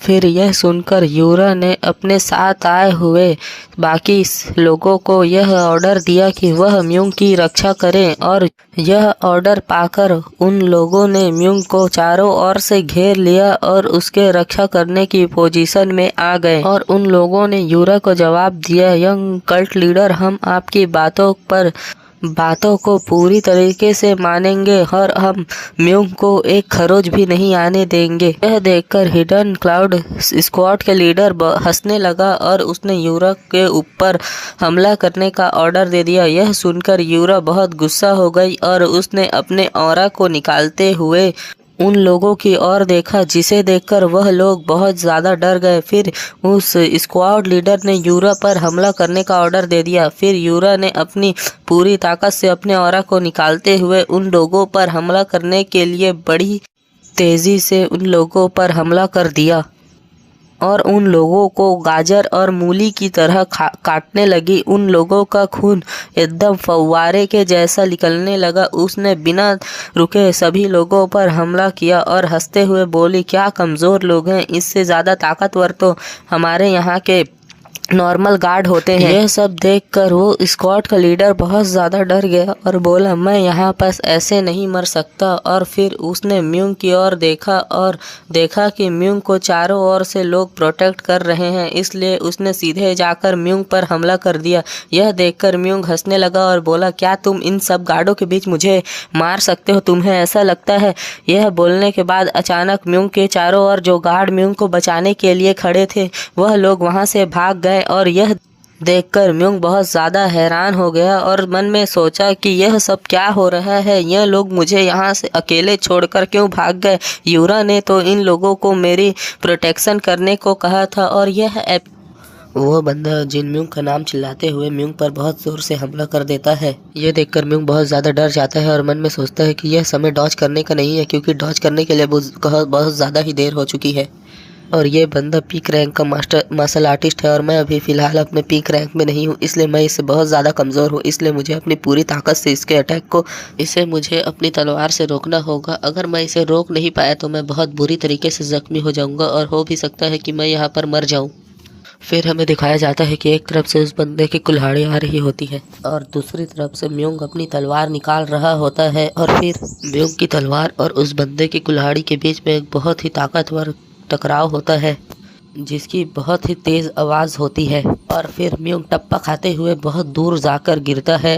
ये देखकर यूरा के साथ आए के लोगों को बहुत ज़्यादा हैरानी होती है और वह लोग सोचते हैं कि यह कैसे इस अटैक से बिना जख्मी हुए बच गया और यह सिर्फ दूर जाकर गिरा है और इसे एक खरोच भी नहीं आई है। हमें तो लगा था कि यह बहुत ज़्यादा कमज़ोर है और यह इस अटैक से बहुत ही ज़्यादा जख्मी हो जाएगा और इसके बाद हमें इसे उठाकर ले जाना होगा, लेकिन इसे तो एक खरोच भी नहीं आई। यह देखकर वो बंदा जिसने म्यूंग पर हमला किया वो भी बहुत ज़्यादा हैरान हो गया और सोचने लगा कि मैंने इस पर अपनी पूरी ताकत से हमला किया था, लेकिन फिर भी इसे एक खरोच भी नहीं आई। मुझे तो लगा था ये इन सब में से सबसे ज़्यादा कमज़ोर है, इसलिए इसके चारों ओर गार्ड्स थे, लेकिन जैसे ही मैंने हमला किया इसके चारों ओर के गार्ड हट गए। इसका मतलब इन लोगों ने मुझे धोखा दिया है और ऐसा जताया है कि यह इन सब में से सबसे ज़्यादा कमज़ोर है, लेकिन यह भी उतना ही ताकतवर है जितने कि बाकी लोग। वो म्यूंग को देखते हुए बोलता है कि तुम इस हमले से मरे क्यों नहीं। यह सुनकर म्यूंग बहुत ज़्यादा गुस्सा हो जाता है और उसके ऊपर चिल्लाते हुए बोलता है कि तुम ऐसा कैसे बोल सकते हो कि मैं मरा क्यों नहीं। और फिर अचानक उस बंदे के पीछे से कोई उस पर हमला करता है और उसकी गर्दन को काट देता है। फिर हमें दिखाया जाता है कि इसकी गर्दन को काटने वाली कोई और नहीं बल्कि यूरा थी। यह सब देखकर म्यूंग बहुत ज़्यादा हैरान हो जाता है और अपने मन में सोचता है कि ये लोग जब इसे आसानी से हरा सकते थे तो इन लोगों ने मेरे ऊपर इसे हमला करने दिया ही क्यों। और फिर सोचने लगा यह तो एक टेस्ट था, जैसे जहाँ तक मुझे पता है कि डिमोनिक क्लैन के ज़्यादातर लोग अपने नए सोल्जर्स का टेस्ट ऐसे ही लेते हैं जिसमें वो उन लोगों की जान पर बहुत बड़ा खतरा डाल देते हैं, जिससे वो लोग या तो मर जाएंगे या फिर वो अपनी पूरी स्किल का इस्तेमाल करके बच जाएंगे और यह तो उन्हें बहुत गहरी चोट लग जाएगी। यह उन लोगों के ऊपर एक ऐसा टेस्ट होता है जिसे कभी कभी लिया जाता है और यह डिमोनिक क्लैन के हर नए बंदे के ऊपर लिया जाता है। यह डिमोनिक क्लैन की बहुत बुरी आदत है। इस टेस्ट को सिर्फ डिमोनिक क्लैन के हाई रैंक के मेंबर ही लेते हैं, जिससे वो अपने जूनियर की ताकत को पहचान सके और वो ये देख सके कि वह किस काबिल है। लेकिन इस टेस्ट को यूरा ने मेरे ऊपर क्यों लिया। और फिर यूरा उसके पास आती है और फिर म्यूंग यूरा से पूछता है कि क्या तुम मेरी ताकत से सेटिस्फाई हो। फिर इसके जवाब में यूरा बोलती है कि हाँ, तुम्हारी ताकत ठीक ठाक है, तुम इतने ताकतवर तो हो ही कि तुम डिमोनिक क्लैन के 6 बड़े क्लैन में से एक के यंग मास्टर खुद को कहला सकते हो। और फिर हमें दिखाया जाता है कि जिन लोगों ने इन लोगों पर हमला किया था उन लोगों के लीडर को यूरा ने पकड़ लिया था और उसके गले पर तलवार रख दी थी। यह देखकर वह लीडर उन लोगों से खुद को मारने के लिए कह रहा था। फिर म्यूंग उसके पास गया और उससे पूछा कि तुम क्या ब्लैक ब्लड डिजीज़ के बारे में जानते हो। यह सुनकर वह लीडर बहुत ज़्यादा हैरान हो गया और हकलाते हुए बोलने लगा, क्या ब्लैक ब्लड डिजीज़, यह कौन सी बीमारी है। यह सुनकर म्यूंग ने उसे गुस्से से देखते हुए बोला कि क्या तुम मुझसे झूठ बोलने की कोशिश कर रहे हो। अगर तुम्हें इसके बारे में पता है तो तुम चुपचाप मुझे बता दो, क्योंकि अगर तुमने मुझे इसके बारे में नहीं बताया तो मुझे ऐसी बहुत सारी टेक्निक आती है जो कि डिमोनिक क्लैन में टॉर्चर करने के लिए इस्तेमाल होती है और मैं उन सब का इस्तेमाल तुम्हारे ऊपर करूँगा और फिर तुम अपने मुँह को आसानी से खोलोगे। यह सब सुनकर वह लीडर बहुत ज़्यादा डर जाता है और उसका चेहरा पीला पड़ जाता है। और फिर म्यूंग हंसते हुए उस लीडर से बोलता है कि यह बहुत अच्छी बात है कि मुझे इन टेक्निक का यूज़ करने के लिए कोई सब्जेक्ट मिल गया जिसके ऊपर मैं इन सारी टेक्निकों का इस्तेमाल कर सकता हूं और ख़ुद की स्किल्स को पहचान सकता हूं। कि मैं इस आर्ट में कितना प्रभावशाली हूँ और मैं इस आर्ट का इस्तेमाल किस हद तक कर सकता हूँ और क्या मेरी यह आर्ट इतनी ताकतवर है कि वह एक स्क्वाड के लीडर को भी अपना मुंह खोलने के लिए मजबूर कर सके। और अब तुम्हारी इस बात से कोई फर्क नहीं पड़ता कि अगर तुम अपना मुंह खोल भी देते हो तो, क्योंकि मैं अपनी इस आर्ट का इस्तेमाल तुम्हारे ऊपर ज़रूर करूँगा और ख़ुद को टेस्ट करूँगा। भले ही मैं मार्शल आर्ट में बहुत ज़्यादा कमज़ोर हूँ, लेकिन मैं इतना तो कोशिश करूँगा ही कि तुम्हारे जिस बंदे ने मेरे ऊपर हमला किया है मैं उसका बदला तुमसे ले सकूँ। ये सब सुन के उस स्क्वाड लीडर का पूरी तरीके से पसीना छूट रहा होता है और वो बहुत ज़्यादा ही डर चुका होता है, लेकिन फिर भी हमारा म्योंग उसके ऊपर रुकता नहीं और उसके ऊपर अपनी टेक्निकों का इस्तेमाल करना शुरू कर देता है। फिर यहाँ से सीन चेंज होता है और हमें हमारे यूरा का सीन दिखाया जाता है, जहाँ यूरा उसके साथ आई हुई एक लड़की जो साक लैंड से थी उससे बोल रहा होता है कि तुम यहाँ पर फोकट में ही फंस गई, अगर तुम यहाँ नहीं आती तो तुम्हें इन सबको सहना नहीं पड़ता। इसके जवाब में वह साक लैंड की लड़की बोलती है कि कल्ट लीडर, आपके लिए तो हम कुछ भी कर सकते हैं, आखिर हम डिमोनिक क्लैन से बिलोंग करते हैं और आप डिमोनिक क्लैन की लीडर हैं, इसलिए आपको मुझसे माफ़ी नहीं मांगनी चाहिए बल्कि मुझे ऑर्डर देना चाहिए। और फिर यूरा बोलती है कि इस सब में जिन म्योंग भी इन्वॉल्व हो गया है। फिर साकलैन की वह लड़की बोलती है कि जिन म्योंग वह इसका कोई बुरा नहीं मानेगा, क्योंकि वह आपके हस्बैंड बनने की प्रतिस्पर्धा में है, इसलिए वह हर कोशिश करेगा कि आप उससे खुश हो और आप उससे इम्प्रेस हो। फिर यहाँ से सीन चेंज होता है और फिर हमें म्योंग को दिखाया जाता है जो कि उस साकलैन की लड़की के पास आता है और पूछता है यह 7 ब्लैक फ्लाइंग 7 स्क्वाड क्या है। इसके जवाब में साकलैन की वह लड़की बोलती है कि यह वह स्क्वाड है जिसे क्लैन लीडर खुद अपने लिए बनवा रही है, जिसमें वही लोग आएंगे जिस पर क्लैन लीडर पूरी तरीके से विश्वास करती है और वह बहुत ही ताकतवर हो। इसलिए इस स्क्वाड में आने का आपका भी चांस है, इसलिए अपनी पूरी कोशिश कीजिएगा कि आप इस स्क्वाड में आ सके, क्योंकि यह कोई ऐसी स्क्वाड नहीं है जिसे कोई भी ऑर्डर दे सके। यह स्क्वाड एक ऐसी स्क्वाड है जो सीधे क्लैन लीडर के अंदर आएगी। इस स्क्वाड की मास्टरशिप और सिर्फ क्लैन लीडर यूरा होगी, इसलिए आप पूरी कोशिश कीजिए कि आप क्लैन लीडर के टेस्ट को पार कर सके और इस ब्लैक फ्लाइंग स्क्वाड में आ सके, क्योंकि इस ब्लैक फ्लाइंग स्क्वाड में खाली 7 मेंबर्स ही आ सकते हैं जो कि क्लैन लीडर के लिए 100% लॉयल हो। फिर यूरा बोलती है कि तुम अपने ड्रीम को तो नहीं छोड़ने वाले हो म्योंग, या फिर तुम एक नॉर्मल यंग मास्टर के रूप में ही अपनी पूरी ज़िंदगी बिताना चाहते हो। फिर म्योंग बोलता है कि तुम्हें तो हर चीज़ के बारे में पता है कि मैं किसी स्क्वाड में ज्वाइन नहीं होना चाहता और मैं अपनी पूरी ज़िंदगी शांति से जीना चाहता हूँ, इसलिए तुम अपनी ये सारी बकवास बंद करो और मुझे इस सब से दूर रखो। यह सुनकर साकलैन की वह मेंबर बहुत ज़्यादा हैरान हो जाती है और बोलती है कि म्योंग ऐसा इंसान है जो क्लैन लीडर के सामने भी खुलकर अपनी बात रख सकता है। यह बहुत ही इंटरेस्टिंग इंसान है जो कि क्लैन लीडर से भी नहीं डरता। फिर म्योंग बोलते हैं कि ये बंदा जियोंग बैगर सेक्ट से बिलोंग करता है और मैंने पिछले एपिसोड में गलती कर दी थी कि इस बंदे को मैंने हिडन क्लाउड स्क्वाड का कैप्टन बताया था, बल्कि यह हिडन स्क्विड स्क्वाड का कैप्टन था जो कि ऑर्थोडॉक्स फैक्शन से बिलोंग करता है। बाकी डिटेल्स के लिए आप इस फोटो को देख सकते हैं। तो अब हम कहानी में वापस आते हैं। यह चियोन क्लैन में किसी काम से आया था और यहाँ पर यह काम कर रहा था और म्योंग बोलता है कि यह बंदा यहाँ किस काम से आया था इसके बारे में इसे खुद भी नहीं पता, बस इसके हायर अपने यहाँ भेजा था। फिर यूरा बोलती है कि क्या चियोन क्लैन का कोई बंदा इन सब से कनेक्टेड है जो ऑर्थोडॉक्स फैक्शन के किसी बंदे से कनेक्टेड है। यह सब बोलते समय यूरा बहुत ही ज़्यादा गुस्से में और हैरान थी। फिर म्योंग बोलता है कि इन्हें जिन लोगों से मिलना है वह लोग हिडन ट्रैश मैनर से है। जहाँ तक मुझे इससे पता चला है वह हिडन ट्रैश मैनर का 3rd एल्डर से कोई रिलेटेड है काम है। ये सब सुनकर यूरा बहुत ज़्यादा हैरान हो जाती है और बोलती है कि हिडन ट्रैश मैनर वह मैनर है जो लगभग 50 साल से फाउंडेड है, जिसे गोस्ट स्लेयर यूनिट के मेंबर्स ने बनाया था। ये सब सुन के यूरा और ज़्यादा हैरान हो जाती है और बोलती है क्या गोस्ट स्लेयर यूनिट। फिर म्योंग अपने मन में सोच रहा होता है कि यही वो स्क्वाड है जिससे गू चिल आता है। जहाँ तक मुझे याद है यह अबेंडेड कर दिया गया था चैन क्लैन से। यह एक चैन क्लैन का असैसिनेशन यूनिट था। यह असैसिनेशन यूनिट एक इलाइट असैसिनेशन यूनिट था जिसे डिसबैंड कर दिया गया था।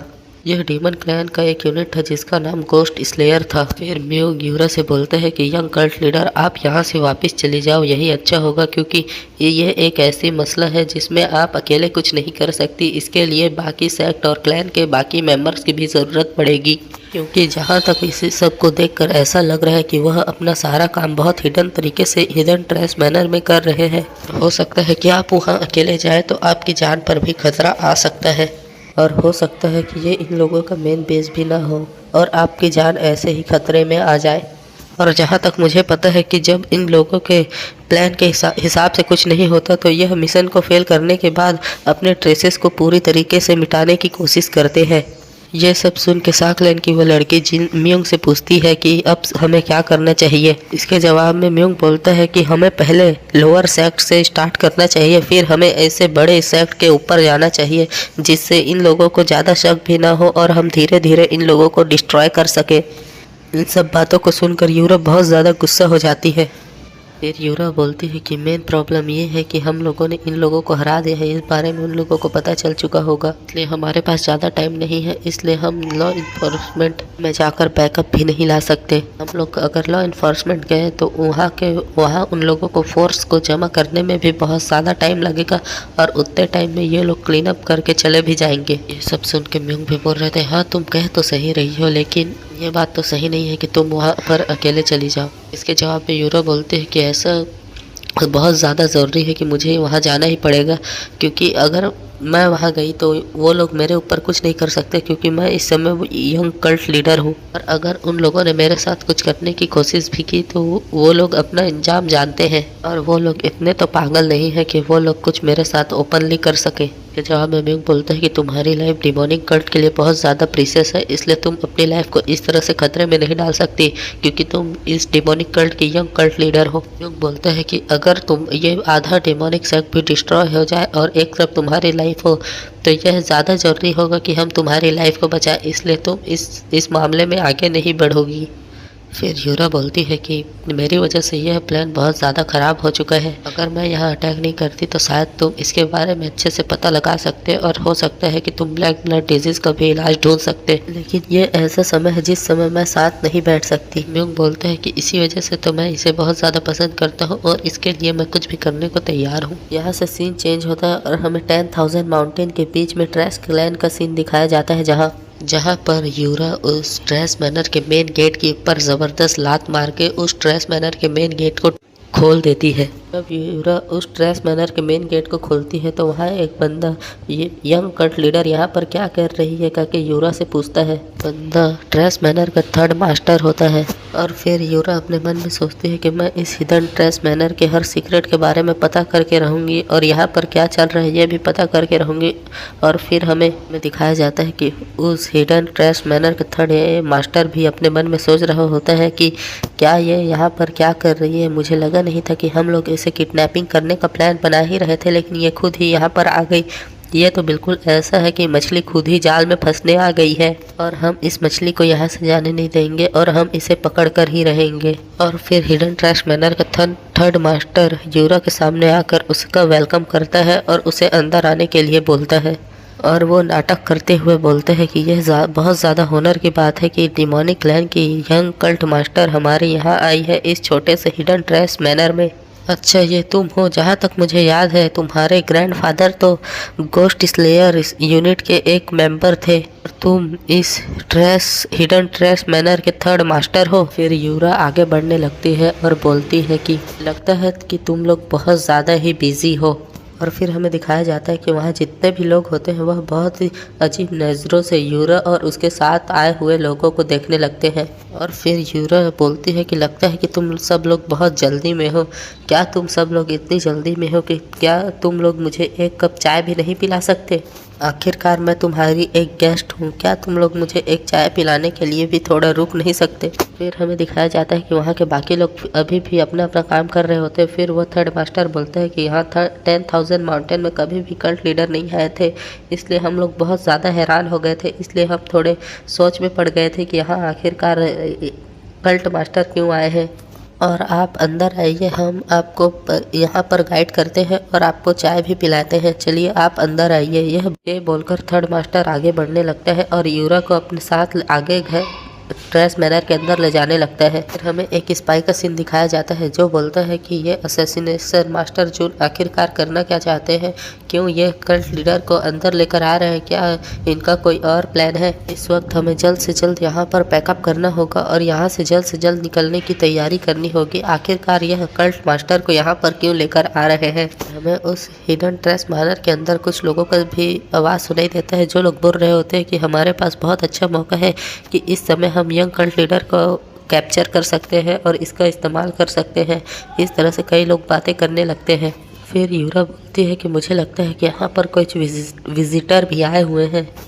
फिर वो थर्ड मास्टर बोलते हैं हंसते हुए कि आप बिल्कुल सही कह रही हैं, यहाँ पर कुछ विजिटर्स भी आए हुए हैं। कल्ट लीडर, आपकी आंखें तो बहुत तेज़ है। मुझे लगता है कि आपको ये भी पता चल चुका होगा कि यहाँ पर जो विजिटर आए हैं वह कौन है।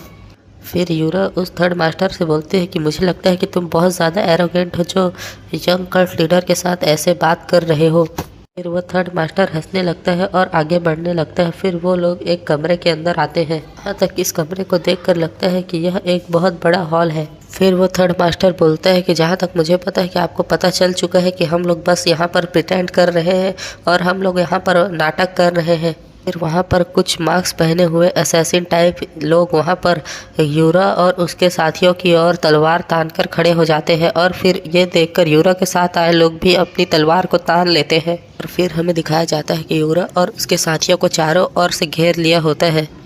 यहाँ पर पूरी तरीके से लड़ाई का सीन बन चुका होता है और फिर वो थर्ड मास्टर बोलता है कि यंग कल्ट लीडर, अगर आप यहाँ पर सरेंडर कर देती है तो आप और आपके लोग बिना जख्मी हुए यहाँ से कैप्चर हो जाएंगे और आपको एक खरोच भी नहीं आएगी और हम लोग आपके ऊपर बहुत नाइस जाएंगे। और जहाँ तक मुझे तुम्हारा लेवल पता है कि तुम हम सब लोगों को यहाँ पर हरा नहीं सकती। तुमने अभी तक सिर्फ एक ही यूनिट को पकड़ा है जिसका नाम लाइव स्लेइंग यूनिट है, जो कि हमारे इस ऑर्गेनाइजेशन की सबसे कमज़ोर यूनिट है। और ये बोलकर वह थर्ड मास्टर बहुत बुरी तरीके से हंस रहा होता है। उसका चेहरा पूरी तरीके से पागलों की तरह दिख रहा होता है। फिर यहाँ पर कुछ अजीब सी चीज़ें होने लगती हैं और चारों ओर की चीज़ें हिलने लगती हैं और फिर यहाँ पर चारों ओर की चीज़ हिलने लगती है और यूरा ये सब देखकर बोलती है कि यह तो एक मैकेनिकल फोर्ट्रेस है, यह यहाँ पर क्या कर रही है। यह तो एक फॉर्मेशन टेक्निक है। इन लोगों ने पहले से हमारे लिए ट्रैप बिछा कर रखा था। और फिर ये एपिसोड यहीं पर ख़त्म होता है। और जहाँ तक मैंने पहले भी बोला था कि यह मानवा एक ऑन गोइंग मानवा है जिसके सिर्फ अभी तक 8 ही एपिसोड आए हैं और इस एपिसोड में मैंने उस पूरे एपिसोड को एक्सप्लेन कर दिया है। इसलिए जैसे ही अगला एपिसोड आएगा वैसे ही मैं उसको एक्सप्लेन कर दूंगा। इस वीडियो को लाइक शेयर एंड कमेंट कर देना। Good bye.